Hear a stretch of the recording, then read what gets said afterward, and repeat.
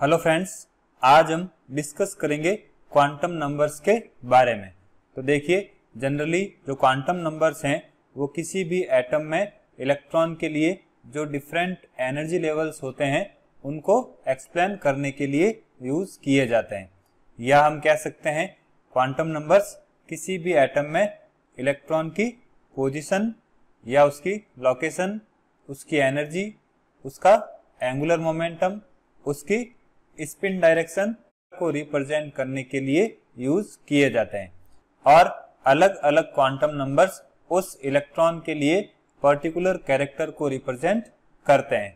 अब देखिए, इसको हम अपना ही एग्जांपल लेकर समझ सकते हैं। जैसे कि हम एड्रेस लिखते हैं, अब वो एड्रेस क्या करता है, अपनी पोजीशन शो करता है।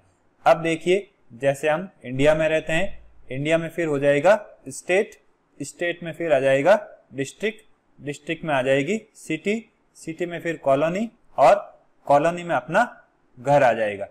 इसी तरह से इलेक्ट्रॉन एटम में पर्टिकुलर किस पोजीशन या लोकेशन पर रहता है उसको एक्सप्लेन करने के लिए क्वांटम नंबर्स का यूज किया जाता है। अब देखिए, हाइड्रोजन एटम के लिए श्रोडिंगर वेव इक्वेशन की बात करें तो इसमें 3 कांस्टेंट होते हैं। पहला कांस्टेंट हो जाएगा प्रिंसिपल क्वांटम नंबर, दूसरा हो जाएगा एजीमुथल क्वांटम नंबर, और तीसरा कांस्टेंट हो जाएगा मैग्नेटिक क्वांटम नंबर। तो यहाँ पर ये 3 कांस्टेंट 3 क्वांटम नंबर को रिप्रेजेंट करते हैं। और फोर्थ क्वांटम नंबर, जिसे हम स्पिन क्वांटम नंबर कहते हैं, उसको गॉड-स्मिथ और उलेनबेक ने 1925 में एक्सप्लेन किया था। अब इन चारों क्वांटम नंबर की हेल्प से हम किसी भी एटम में इलेक्ट्रॉन की जो डिफरेंट कैरेक्टरिस्टिक्स हैं उसको हम फाइंड आउट कर सकते हैं।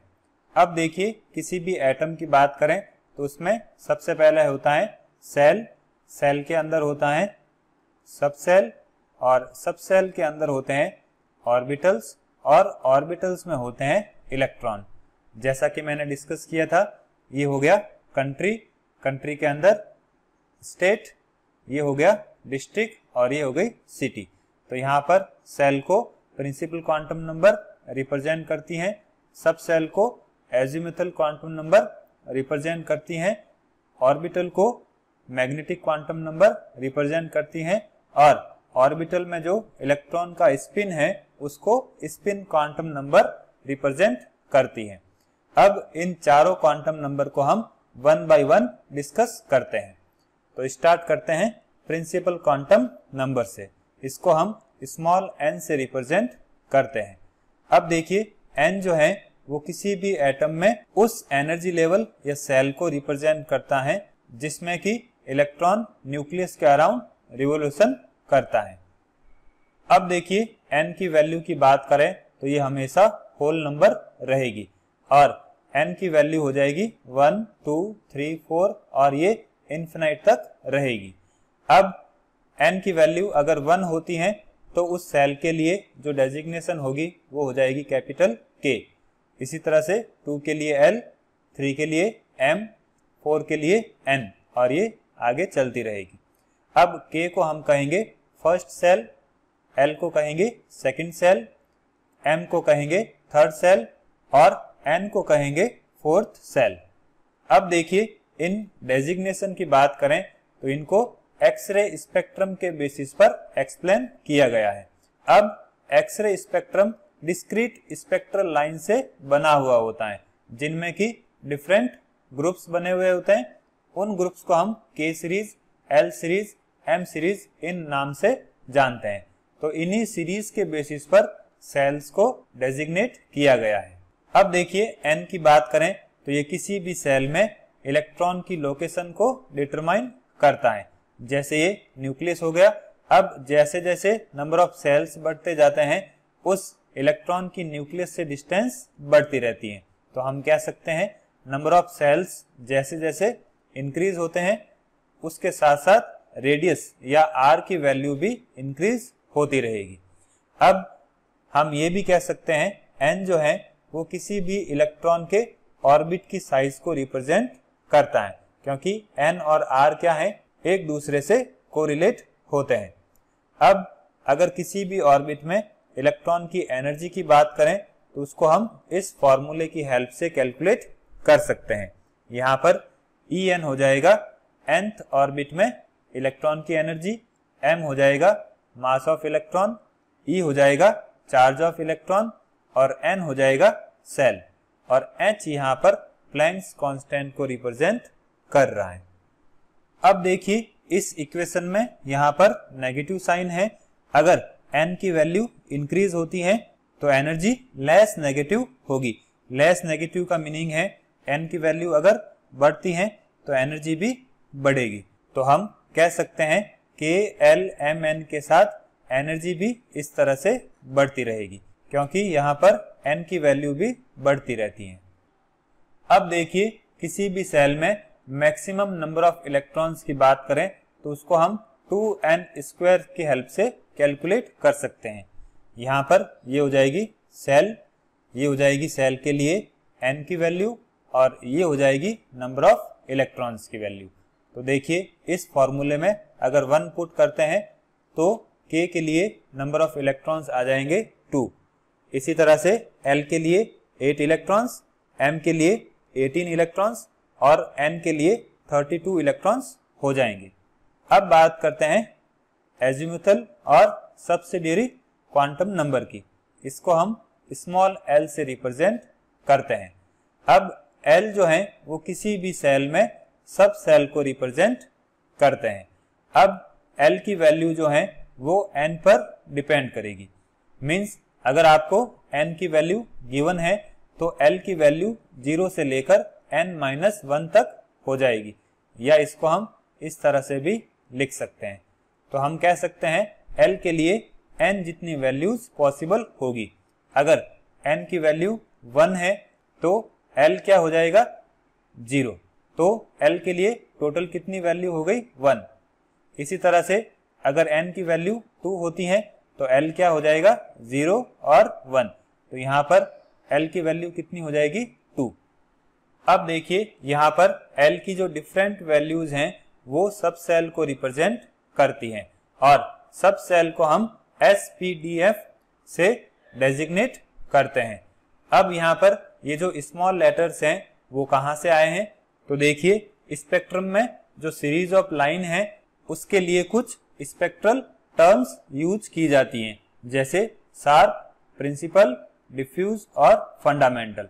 तो शार्प से हो गया S, प्रिंसिपल से हो गया P, डिफ्यूज से हो गया D और फंडामेंटल से हो गया F। अब अगर इन सब सेल के डेजिग्नेशन की बात करें तो अगर L की वैल्यू 0 होती है तो डेजिग्नेशन क्या हो जाएगी S, 1 होगी तो P, 2 होगी तो D और 3 होगी तो F हो जाएगा। अब अगर इन सब सेल की एनर्जी का ऑर्डर देखें तो S की एनर्जी सबसे कम और F की एनर्जी सबसे ज्यादा हो जाएगी, और एनर्जी के बेसिस पर इनका सीक्वेंस ऑफ फिलिंग ये हो जाएगा। S की एनर्जी सबसे कम है तो ये सबसे पहले फिल होगा। अब L की वैल्यू जो है वो सब सेल की शेप्स को भी एक्सप्लेन करती है। अगर L की वैल्यू 0 होगी तो उसका मीनिंग क्या होगा S सब सेल, ये हो जाएगा स्फेरिकल शेप का। अब L की वैल्यू 1 होगी तो यहाँ पर P सब सेल होगा और इसकी शेप होती है डम्बल। फिर L 2 होगा तो यहाँ पर हो जाएगा D सब सेल, ये हो जाएगा डबल डम्बल, और इससे ज्यादा अगर L की वैल्यू होती है तो वो सब सेल कॉम्प्लेक्स शेप रिप्रेजेंट करेगा। अब देखिए किसी भी सब सेल में नंबर ऑफ इलेक्ट्रॉन्स को हम 2L+1 फॉर्मूले की हेल्प से कैलकुलेट कर सकते हैं। तो देखिए ये हो जाएंगे सब सेल, ये हो जाएगी इनके लिए L की वैल्यू। अब इस फॉर्मूले में हम L की वैल्यू पुट करेंगे तो S में मैक्सिमम नंबर ऑफ इलेक्ट्रॉन्स आ जाएंगे 2, P में हो जाएंगे 6, D में हो जाएंगे 10 और F में हो जाएंगे 14। अब इसके अलावा L की वैल्यू जो है वो गिवन सेल में नंबर ऑफ सब सेल को भी कैलकुलेट करने में यूज होती है। ये हो जाएंगे सेल, ये इनके लिए N की वैल्यू। अब देखिए L की वैल्यू क्या होती है 0 से लेकर n-1, और L की वैल्यू के बेसिस पर हम उस सब सेल की डेजिग्नेशन फाइंड आउट कर सकते हैं। देखिए k के लिए n की वैल्यू हो जाएगी 1, तो यहाँ पर l हो जाएगा 0। अब देखिए n की वैल्यू क्या होती है 1, तो यहाँ हम क्या लिख देंगे 1, और l की वैल्यू अगर 0 होती है तो उसका मीनिंग क्या होता है, सब सेल कौन सी होगी, s। इसी तरह से अगर हम m की बात करें तो यहाँ पर n की वैल्यू कितनी होती है 3, तो 0 से लेकर n-1 कितना हो जाएगा 0, 1, 2। अब n की वैल्यू 3 है तो इन सब के आगे हम 3 लिख देंगे। 0 का मीनिंग हो गया s, 1 का मीनिंग हो गया p और 2 का मीनिंग हो गया d। इसी तरह से n सेल में भी हम सब सेल को कैलकुलेट कर सकते हैं।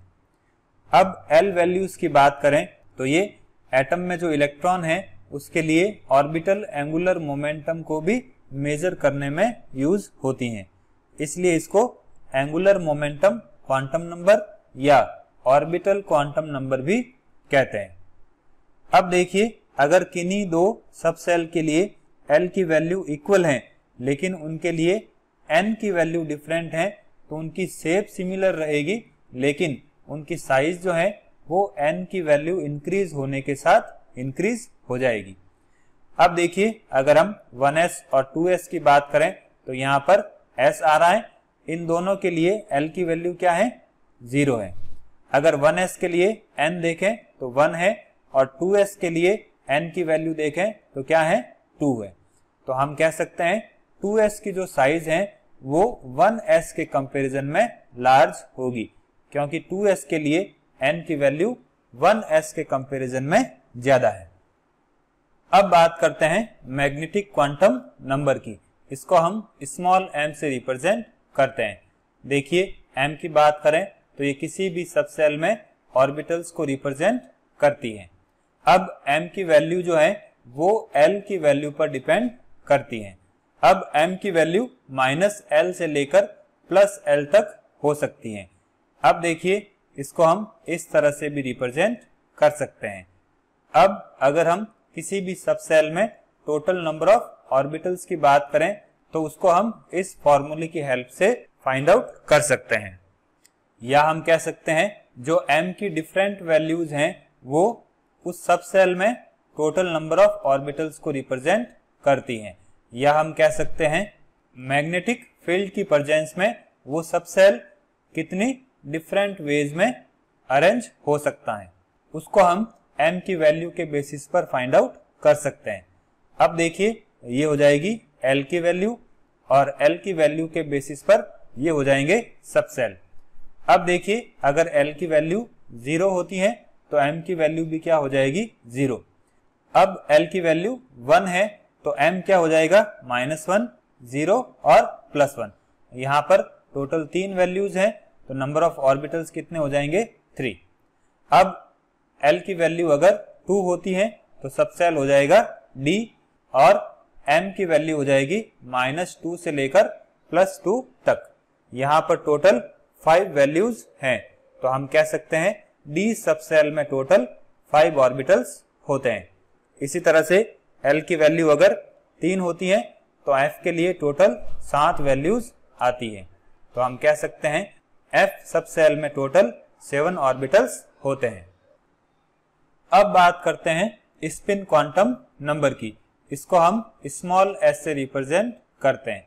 देखिए 1925 में गॉडस्मिथ और उलेनबेक ने सजेस्ट किया कि जब इलेक्ट्रॉन न्यूक्लियस के अराउंड ऑर्बिट में मूव करता है तो उसके साथ साथ वो अपनी एक्सिस पर रोटेट या स्पिन भी करता है। अब इलेक्ट्रॉन का जो स्पिन है वो 2 तरीके से हो सकता है, एक तो हो जाएगा क्लॉकवाइज स्पिन ऑफ इलेक्ट्रॉन और दूसरा हो जाएगा anti clockwise spin off electron. अब देखिए इलेक्ट्रॉन एक चार्ज्ड पार्टिकल है तो जब वो अपनी एक्सिस पर रोटेट या स्पिन करता है तो वहां पर मैग्नेटिक मोमेंट जनरेट होता है। अब क्लॉकवाइज और एंटी क्लॉकवाइज स्पिन से जो मैग्नेटिक फील्ड जनरेट होता है उन दोनों की डायरेक्शन क्या होती है, ऑपोजिट होती है। अब अगर हम s की बात करें तो जब क्लॉकवाइज स्पिन होता है तो s की वैल्यू +½ होगी और उस इलेक्ट्रॉन को हम अपवर्ड एरो से रिप्रेजेंट करेंगे, और अगर स्पिन एंटी क्लॉकवाइज होती है तो s की वैल्यू माइनस हाफ हो जाएगी और उस इलेक्ट्रॉन को हम डाउनवर्ड एरो से रिप्रेजेंट करेंगे। तो ये हो गया चारों क्वांटम नंबर्स के बारे में। अब देखिए ये हो जाएगी चारों क्वांटम नंबर्स की समरी। यहाँ पर n, l, m और s चारों क्वांटम नंबर्स की वैल्यू दे रखी है। उसके साथ साथ सब सेल की डेजिग्नेशन क्या होगी, ऑर्बिटल की डेजिग्नेशन क्या होगी, कितने सब सेल होंगे, उसमें ऑर्बिटल्स कितने होंगे, सेल में नंबर ऑफ ऑर्बिटल्स कितने होंगे, सेल में नंबर ऑफ इलेक्ट्रॉन्स कितने होंगे और सब सेल में नंबर ऑफ इलेक्ट्रॉन्स कितने होंगे। देखिए अगर हम k सेल की बात करें तो इसके लिए n की वैल्यू हो जाएगी 1, l की वैल्यू हो जाएगी 0, इसमें सब सेल आएगा 1s और m की वैल्यू हो जाएगी 0। अब ऑर्बिटल को हम 1s के फॉर्म में रिप्रेजेंट करेंगे। इसमें 2 इलेक्ट्रॉन्स होंगे, एक क्लॉकवाइज और एक एंटी क्लॉकवाइज। क्लॉकवाइज के लिए प्लस हाफ, एंटी क्लॉकवाइज के लिए माइनस हाफ। अब यहाँ पर सेल में नंबर ऑफ सब सेल की बात करें तो 1 हो जाएगा। सब सेल में नंबर ऑफ ऑर्बिटल्स की बात करें तो ये भी 1 हो जाएगा। अब सेल में नंबर ऑफ ऑर्बिटल्स की बात करें तो ये भी इसमें 1 आ जाएगा और सेल में अगर इलेक्ट्रॉन्स की बात करें तो ये हो जाएगा 2। इसी तरह से सब सेल में भी नंबर ऑफ इलेक्ट्रॉन्स हो जाएंगे 2। तो यहाँ आप L और M के लिए भी इन सारी वैल्यूज की कैलकुलेशन कर सकते हो। अब देखते हैं इसके कुछ एग्जाम्पल। देखिए पहले एग्जाम्पल में आपको सोडियम के लास्ट इलेक्ट्रॉन के लिए क्वांटम नंबर्स की वैल्यू फाइंड आउट करनी है। तो इसके लिए आपको सबसे पहले सोडियम का इलेक्ट्रॉनिक कॉन्फ़िगरेशन लिखना है। तो यहाँ पर लास्ट इलेक्ट्रॉन किस में आ गया, 3s में। तो देखिए किसी भी ऑर्बिटल के आगे जो नंबर लिखा होता है वो हमेशा उसके प्रिंसिपल क्वांटम नंबर को रिप्रेजेंट करता है। तो यहाँ पर 3 लिखा हुआ है तो n की वैल्यू कितनी हो जाएगी, 3। अब इसमें सब सेल कौन सा है, s। तो s के लिए l की वैल्यू क्या होती है, 0। अब m की वैल्यू किस पे डिपेंड करती है, l पर। तो l 0 है तो m क्या हो जाएगा, 0। अब यहाँ पर एक इलेक्ट्रॉन है तो वो इलेक्ट्रॉन क्लॉकवाइज डायरेक्शन में स्पिन करता है। तो यहाँ पर वैल्यू हो जाएगी प्लस हाफ। तो इस तरह से आप किसी भी इलेक्ट्रॉन के लिए क्वांटम नंबर्स की वैल्यू फाइंड आउट कर सकते हो। अब देखते हैं दूसरा एग्जाम्पल। यहाँ पर आपको कुछ क्वांटम नंबर्स की वैल्यू दे रखी है, उनके बेसिस पर आपको ऑर्बिटल्स फाइंड आउट करने हैं और उनको इंक्रीजिंग ऑर्डर ऑफ एनर्जी में अरेंज करना है। तो देखिए सबसे पहले n क्या है, 3। तो आप क्या करोगे, 3 लिख दोगे। अब l की वैल्यू 0 है तो उसका मीनिंग क्या होगा, s। अब यहाँ पर 3 है तो यहाँ 3 लिख देंगे। l की वैल्यू 1 है तो उसका मीनिंग क्या होगा, 3p। फिर ये हो जाएगा 3 और l की वैल्यू 2 है तो यहाँ पर आ जाएगा d। फिर n हो जाएगा 4 और l की वैल्यू 0 है तो ये हो जाएगा s। अब यहाँ पर इंक्रीजिंग ऑर्डर में जब लिखेंगे तो 3s, 3p, 4s और 3d। यहाँ पर जो इंक्रीजिंग ऑर्डर है वो हम n प्लस l रूल की हेल्प से फाइंड आउट कर सकते हैं। तो ये हो गया क्वांटम नंबर्स के बारे में।